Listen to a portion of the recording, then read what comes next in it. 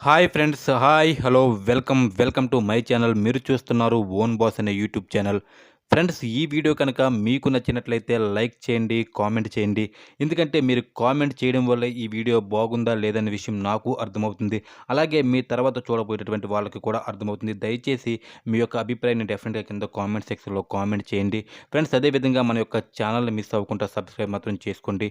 Friends, అయితే ఈరోజు మనం తెలుసుకోబోయే టాపిక్ ఏమిటంటే, ఒక కిరాణా షాప్ పెడితే ఏ విధంగా మనకు లాభాలు ఉంటాయి, అసలు కిరాణా షాప్ పెట్టడానికి ఎంత బడ్జెట్ ఉంటుంది, అసలు కిరాణా షాప్లో ఏమైనా లాభాలు ఉంటాయా? ఎందుకంటే మనం చాలా మందిని చూస్తూ ఉంటాం. మన చుట్టుపక్కల కూడా చాలా ఏరియాలో ఇటువంటి కిరాణా షాపులు ఉంటూ ఉంటాయి.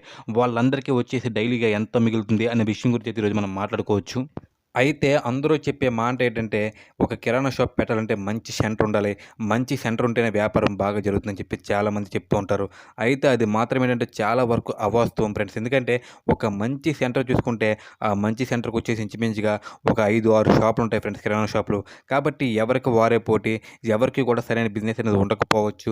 ఫ్రెండ్స్, అటువంటప్పుడు ఏంటంటే ఒక మంచి సెంటర్ కోసం చూసుకునే కంటే ఏదైనా ఒక చిన్న సెంటర్ అయినా పర్వాలేదు. అక్కడ ఏంటంటే కిరాణా షాప్ లేని విధంగా చూసుకోండి. ఒకవేళ ఉన్నా పర్వాలేదు, ఏమాత్రం బిజినెస్ అవుతుందని చెప్పేసి అనిపిస్తుంది సరే, మీరు డెఫినెట్‌గా కిరాణా షాప్ పెట్టుకోవచ్చు. ఎందుకంటే ఈ రోజుల్లో ఏ వ్యాపారం పెట్టినా, ఎటువంటి వ్యాపారం పెట్టినా, ఈరోజు మీ పక్కన ఏ షాపు లేకపోవచ్చు కానీ, ఒక్కసారి మీ వ్యాపారం బాగా జరిగితే, లేకపోతే మీరు కనుక సక్సెస్‌ఫుల్‌గా రన్ అవుతూ ఉంటే, డెఫినెట్‌గా మీ పక్కన ఎటువంటి షాప్ అయితే మాత్రం ఒకటి డెఫినెట్‌గా వస్తుంది. లేకపోతే ఆల్రెడీ అక్కడ షాప్ ఉండే ఉంటుంది. కాబట్టి మీకేంటంటే ఏదో పోటీ ఉందని చెప్పేసి ఎప్పుడు కూడా భయపడొద్దు. మీ యొక్క వ్యాపారాన్ని మీ పైన నమ్మకంతో మీరు మొదలుపెట్టండి. డెఫినెట్‌గా ఈ రోజుల్లో ఏంటంటే ఏ వ్యాపారం చేసిన వాళ్ళు కూడా ఎవరు కూడా పాడైపోయినటువంటి వాళ్ళు ఎవరు కూడా లేరు. ఎందుకంటే ఈరోజు నువ్వు ఏ పని లేకపోతే నీకు ఏదో నాకు ఈ కిరాణా వ్యాపారమే నాకు దిక్కు అని చెప్పేసి నువ్వు ఫీల్ అయితే డెఫినెట్‌గా ఇటువంటి ఒక కిరాణా షాప్ పెట్టుకోవచ్చు. ఫ్రెండ్స్, అయితే చాలామంది ఎందుకు ఇటువంటి కిరాణా షాప్ పెట్టుకొని మరీ తీసేస్తున్నారని చెప్పేసి చాలామంది అనుకుంటూ ఉంటారు. అయితే వాళ్ళందరికీ కూడా వేరే సెకండ్ ఆపర్చునిటీ ఉంది. వాళ్ళు ఏదో జాబ్ చేస్తూ ఉంటారు. ఇంటికాడ ఫ్యామిలీతో కలిసి ఉండొచ్చు అని చెప్పేసి, లేకపోతే సొంతంగా వ్యాపారం చేసుకోవాలని చెప్పేసి వాళ్ళు చేస్తున్నటువంటి జాబ్ మానేసి ఇటువంటి ఒక వ్యాపారం చేస్తూ ఉంటారు.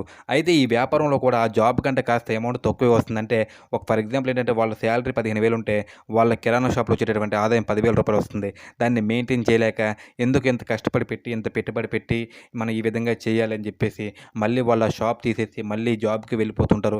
కానీ అలా కాకుండా మీరు డెఫినెట్‌గా మీకు జాబ్ అనేది నాకు వద్దు. నేను ఇంటికాడే ఉండాలి. ఫ్యామిలీతో కలిసే ఉండాలి.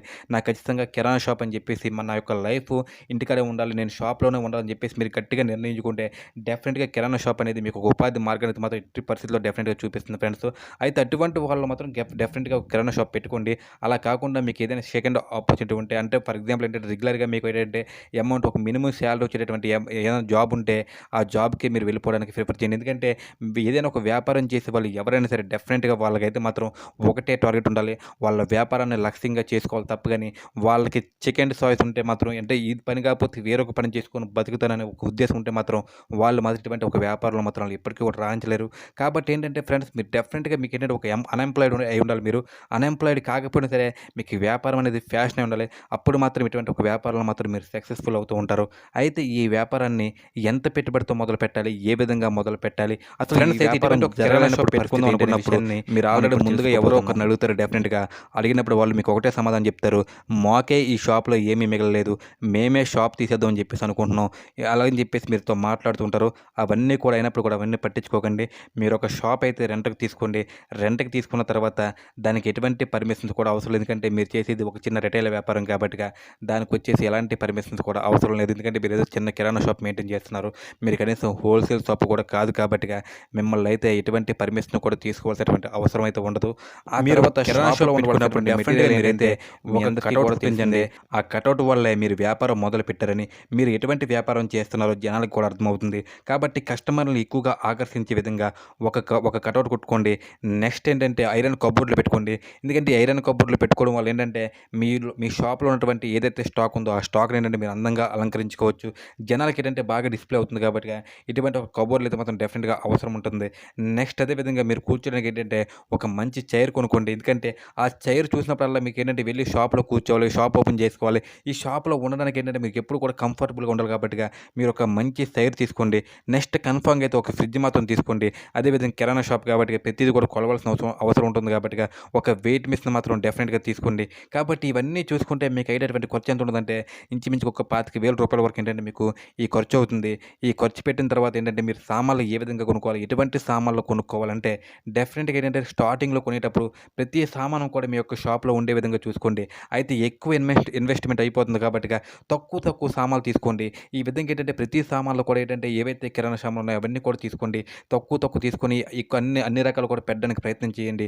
అప్పుడేంటంటే మీకు కొన్ని సామాన్లనేవి ఏవైతే ఎక్కువగా సేల్ ఎక్కువ అయిపోతుంటాయి. సేల్ కొన్ని అవుతాయో, ఎక్కువ సామాన్లేంటంటే సేల్ అమ్ముడుపోతాయో అవ్వకుండా ఉంటాయి. అటువంటి వాటిని ఏంటంటే అటువంటప్పుడు ఎక్కువ ఏంటంటే స్టాక్ ఏవే మెయింటైన్ సామాన్లు చేయండి. ఎక్కువగా సేల్ ఏవైతే అవుతున్నాయో అమ్ముడుపోని అవన్నీ కూడా ఒక వస్తువులుంటాయో లిస్ట్‌లో రాసుకోండి. వాటిని చాలా తక్కువ స్టాక్ మెయింటైన్ చేయండి. ఈ విధంగా ఏంటంటే మీరు పెట్టిన పెట్టుబడి మొత్తం కూడా ఈ వ్యాపారంలో పాల్గొన్నట్టు ఉంటుంది. అందువల్ల ఏంటంటే మీకు లాభాలు కూడా చాలా వస్తాయి.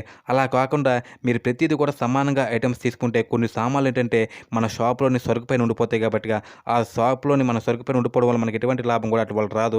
ఏదైనా సేల్ అవుతేనే మనకు లాభం వస్తుంది కాబట్టిగా ఈ విధంగా సేల్ అయ్యేటటువంటి వస్తువు పైనే ఎక్కువ ఇన్వెస్ట్‌మెంట్ చేయడానికి ప్రయత్నించండి.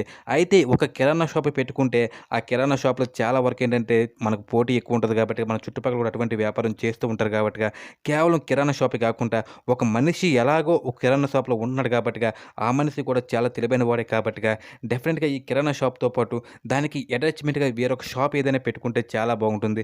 మీరు చూసే ఉంటారు ఒక కిరాణా షాప్ మెయింటైన్ చేసేటటువంటి వ్యక్తి డెఫినిట్‌గా ఒక ఏంటంటే ఏవైతే క్రష్‌లు ఉంటాయో ఆ క్రష్‌లు తయారు చేయడం, లేకపోతే సోడాలు తయారు చేయడం, నిమ్మరసం తయారు చేయడం, లేకపోతే అదే విధంగా ఏంటంటే ఒక బజ్జీలేయడం, లేకపోతే ఒక మిక్చర్ తయారు చేసి అమ్మడం ఈ విధంగా చేస్తూ ఉంటారు. అయితే మనకి ఎటువంటి ఒక విద్యొచ్చో అటువంటి ఒక విద్యని ఈ కిరాణా షాప్‌కి అటాచ్‌మెంట్‌గా చేసుకోవాలి. మనమందరం చదువుకున్న వాళ్ళం కాబట్టిగా మనందరం కూడా ఏంటంటే ప్రతి ఒక్కరికి అవగాహన ఉంటుంది కాబట్టిగా మనమైతే డెఫినిట్‌గా ఒక కాయగూరల వ్యాపారం చేయొచ్చు. ఎందుకంటే మన ఏరియాలో ఉన్నటువంటి ప్రతి ఒక్కరు కూడా ఈ కాయగూరల వ్యాపారం అనేది చాలా బాగుంటుంది ఫ్రెండ్స్. కాబట్టి అయితే మీరు కిరాణా షాప్‌తో పాటు ఏంటంటే మీ దగ్గరలో డెఫినిట్‌గా ఏదో ఒక చిన్న మార్కెట్ ఉండే ఉంటది. ఆ మార్కెట్‌కి వెళ్ళేసి మీరేంటంటే చాలా తక్కువ పెట్టుబడితో ఇంచుమించుగా రూ. 500, రూ. 600 పెట్టుబడితో ఈ కాయగూరల సామాన్లు కూడా తెచ్చుకొని మీరు అమ్ముకోవచ్చు. అంటే ఉల్లిపాయలు, పచ్చిమిరపకాయలు అదే విధంగా ఏంటంటే జనాలందరూ తినేటటువంటి దొండకాయలు, బెండకాయలు ఇటువంటివన్నీ కూడా మార్కెట్‌లో రైతుల దగ్గర చాలా తక్కువ అమౌంట్ దొరుకుతూ ఉంటాయి. వీటిని కూడా ఏంటంటే ఒక మోతాదులో తెచ్చుకొని మీరు అమ్ముకోవచ్చు. కాబట్టి ఏంటంటే ఈ విధంగా కూడా మీకు లాభం వస్తూ ఉంటది. నెక్స్ట్ అదే విధంగా మీ దగ్గర ఎలాగో ఫ్రిడ్జ్ ఉంది కాబట్టిగా ఈ కూల్ డ్రింక్స్, మిల్క్‌లు, ఐస్ క్రీమ్స్ అంటే పెరుగు పెరుగు ప్యాకెట్లు, అదే పాల ప్యాకెట్లు, ఈ కూల్ డ్రింక్స్ నెక్స్ట్ అదే విధంగా ఈ చిన్న పిల్లలు తినేటువంటి ఐస్ క్రీమ్స్ ఇవన్నీ కూడా మెయింటైన్ చేయడం వల్ల ఏంటంటే మీకేంటంటే ప్రతి చోట నుంచి కూడా మనకు ఆదాయం వస్తూ ఉంటుంది. నెక్స్ట్ అదే విధంగా ఏంటంటే పెట్రోల్ బంకులు కూడా చాలా వరకైనా దూరంగా ఉంటాయి. మీకు ఒక చిన్న పల్లెటూరు అయితే డెఫినిట్‌గా మీరేంటంటే ఒక లీటర్ పెట్రోల్ తెచ్చుకొని మీరు అమ్ముకోవచ్చు. దానిపైన కూడా వచ్చేసి మీకు ఒక రూ. 20, రూ. 15 లాభం ఉంటుంది. వీటితో పాటు ఏంటంటే మీరు ఒక చిన్న కంప్యూటర్ కనుక తీసుకున్నట్లయితే ఈ రోజుల్లో రూ. 10,000 కూడా మనకు ఒక కంప్యూటర్ దొరుకుతుంది. అటువంటి కంప్యూటర్‌లో ఏంటంటే ఒక జెరాక్స్ పెట్టి తీసుకోవచ్చు. నెక్స్ట్ అదే విధంగా ఒక ఫోటోస్ తీసుకోవచ్చు. నెక్స్ట్ అదే విధంగా ఏంటంటే ఈ కరెంట్ బిల్స్ కట్టించుకోవచ్చు. మనీ ట్రాన్స్‌ఫర్ చేసుకోవచ్చు. రీచార్జెస్ చేసుకోవచ్చు. ఫోటో ఎడిటింగ్ చేసుకోవచ్చు. కాబట్టి ఇవన్నీ కూడా ఫ్రెండ్స్ మీరు ఏదైనా సరే ఒక అటాచ్‌మెంట్‌గా చేసుకోవచ్చు. ఎందుకంటే ఎలాగో ఒక మనిషి ఉంటాడు కాబట్టిగా. అయితే కాయగూరల షాప్ అవసరం లేదు. మేమేంటంటే ఇటువంటి ఒక ఫోటో షాప్ పెట్టుకుంటాం అంటే ఫోటో షాప్ పెట్టుకోవచ్చు. ఎందుకంటే దానికి కూడా ఒక సిస్టమ్ అంటే ఫ్రెండ్స్ దానికి వచ్చేటటువంటి ఫేస్ అయితే దాంతో పాటు ఏంటంటే మీరైతే ఒక కిరాణా షాప్ ఎలాగో ఉంటుంది కాబట్టిగా మీకు కిరాణా షాప్ ప్లస్ ఈ ఒక ఫోటో షాప్ ప్లస్ ఒక జెరాక్స్ షాప్ ప్లస్ ఒక కాయగూరల షాప్ ఉంటే మీ యొక్క ఓపిక ఫ్రెండ్స్ ఏంటంటే మీ యొక్క కిరాణా షాప్ బాగా సేల్ అవుతుందనుకుంటే మీకు కిరాణా షాప్‌తో ఆగిపోవచ్చు. మా కిరాణా షాప్‌లో వచ్చేటటువంటి సేల్స్ అనేది మాకు సరిపోవట్లేదు. మాకు ఎక్స్టర్నల్‌గా ఇంకా ఇన్‌కమ్ కావాలనుకుంటే మాత్రం ఇటువంటివన్నీ కూడా యాడ్ చేసుకుంటూ వెళ్ళొచ్చు ఫ్రెండ్స్. కాబట్టి ఏంటంటే స్టార్టింగ్ అయితే మాత్రం ఒక షాప్ అయితే పెట్టుకోండి. ఈ షాప్ పెట్టుకున్న తర్వాత డెఫినిట్‌గా అయితే మీకైతే లాభం అయితే వస్తుంది. ఎందుకంటే చాలామంది ఎవరైతే ఈ వ్యాపారం చేస్తున్నారో వాళ్ళందరూ కూడా మనకంటే తెలివైనోళ్ళు కాదు. డెఫినిట్‌గా మనం కూడా తెలివైన వాళ్ళం. ఎందుకంటే అందరిలాగే బతికేటటువంటి హక్కు మనకి కూడా ఉంది ఫ్రెండ్స్. కాబట్టి వెనకడుగు ఏస్తూ ఉండిపోతున్నాం. వెనక్కే ఉండిపోతున్నాం. కాబట్టి మనం కూడా ఒక అడుగు ముందుకు వెళ్ళాలంటే ఒక స్టెప్ అయితే మాత్రం డేర్ చేసి తీసుకోవాలి ఫ్రెండ్స్. కాబట్టి ఇవన్నీ మీకు తెలియనివి కాదు. అయితే ఒక మనిషి చెప్పడం వల్ల మీ యొక్క ఆలోచన విధానం మారవచ్చు. నేను చెప్పడం వల్ల మీరు గనక డెఫినిట్‌గా మారితే ఒక లైక్ చేయండి ఫ్రెండ్స్. నెక్స్ట్ అదే విధంగా ఈ వీడియో నచ్చినా సరే మీరు డెఫినిట్‌గా లైక్ చేయండి. మీ యొక్క అభిప్రాయాన్ని, మీ యొక్క అమూల్యమైన కామెంట్‌ని అయితే మాత్రం డెఫినిట్‌గా కింద కామెంట్ సెక్షన్‌లో కామెంట్ చేయండి. ఫ్రెండ్స్ మీరిచ్చే కామెంట్‌లే నాకేంటంటే ఎంకరేజ్‌మెంట్ కింద ఉంటాయి. ఇటువంటి ఒక మంచి వీడియోస్‌ని తయారు చేయడానికైతే ఎప్పుడు నేను ప్రయత్నిస్తూ ఉంటాను. Thank you for watching. Thank you so much friends.